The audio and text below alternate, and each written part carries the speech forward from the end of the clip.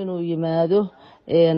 dhinacii Puntland inuu yimaado dadkana waa taqaana cidna ma xukunto marka waxaan niri intii odayaal iska socday inta tagaan ay baraxle ugu tagi lahaayeen intii dhalinyaro ugu tagi lahaay weyn ugu tagaan of course intii dadku inta yaacaan halkaas marti ugu noqon lahaayeen dee sharafta laga xigo ha yimaado meeshiisa cidna waxba yeeli mayo annaga muxuu ahaa garaada nooga qaadi mayo arrimo siyaasadeed kala hadli mayno adigu wasiirada aniga iyo isimadu aad baan u cuslaynay waxaanu niri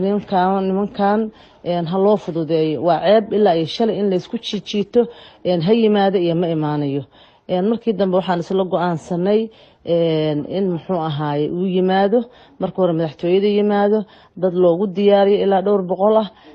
ururada qaybaha bulshada ah kadibna uu garoonka booqdo istaalka booqdo jidka booqdo meelahaas booqdo jadwalkan waa midka aragteen oo warqadiisa ay sidaa tahay markii dadkii la diyaariyey oo dadkii qaarna lagu diyaariyey muxuu ahaaye meeshii madaxtooyada ahayd lagu diyaariyey garoonkiina dhalinyaradii soo buuxisay maadaama dhalinyaradu waa iska taqaanaan garoonkoodana waxay rabeen in muxuu ahay contribution ay uga helaan agayna de waa iska ogtahay dhalinyaro waxay iska rabtaa soo dhaweyntaas iyagoo siyaasad uma jeedaan garoonkii dhalinyaradu waa soo buuxiyeen markii ay soo buuxiyeen ballantu waxay ahayd 9 saac iyo bar in muxuu ahay ay ugu tagaan wasiiradu ay ugu tagaan meesha uu degan yahay ka soo kaxeeyaan meesha shirka la keeno marka shirka 6 barka ay tahay garoonka booqdo marka istaalka meelaha la sii marmariyo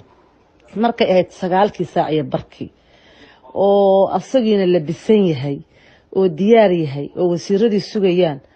baa wasiiradii war keeneen waxay dhaheen war baa naga soo gaaray garoowe kulli dawladooda la soo hadashay waxa la yiri magaalada 2 baawur oo qaraxa ku jira shirarkii oo dhaxal kansal gareey 2 baawur oo qaraxa ku jira markii hore dadkan run bay u wada qaateen laakiin arrimihii markii dambe in arrin siyaasadeed tahay oo lala soo hadlay oo la yiri shirka hal la baajiyo baa loo qaatay haddana waa uu ku noqonay waxaanu niri karaama darro waaye isimadii iyo annagii iyo wasiiradii intaanu dadkii siinay go ahead oo kaalaya niri oo aanu niri 9 saac bar ra'iisul wasaaraha waa loo tagayaa waa la soo kaxaynaya madaxtooyadu seexanaya casha loogu sameynaya halkaasaana muxuu ahaa bari ka dhoofaya aanu niri de waa ceeb qarax haduu rabo ceebta qaraxa iyo ceebta daran iyo muxuu ahaa yes no ceeb waaye marka waxaan dhahnay dadkan ha loo tago oo shirarkayaan la baajin maya baa la yiri go'aankaas waa cad yahay magaalada security threat baa ku jira shirarka ha la baajiyo kii madaxtooyada aan baajinay madaxtooyada la tagay oo ay ahayd inuu dego oo boorsooyinkiisa alaabta u saaraayeen waxaa la yiri madaxtooyada ma degaysid meesha ka timid ku noqo sidii uu u noqday deegaankiisii uu aaday laakiin de at least one step forward baa dhacay ugu yaraan yani chaoskii jiray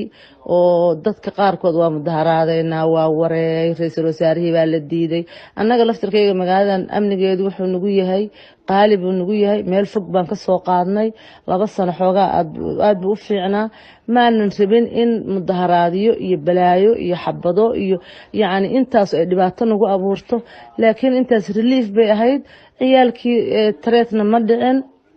xabadana ma dhicin sidii bay iskula muxuu ahaaye shaacireeyeen waa la kala dareeray sidii baa lagu tagay asna cidiisii ku noqday laakiin de waxay ahayd arrinta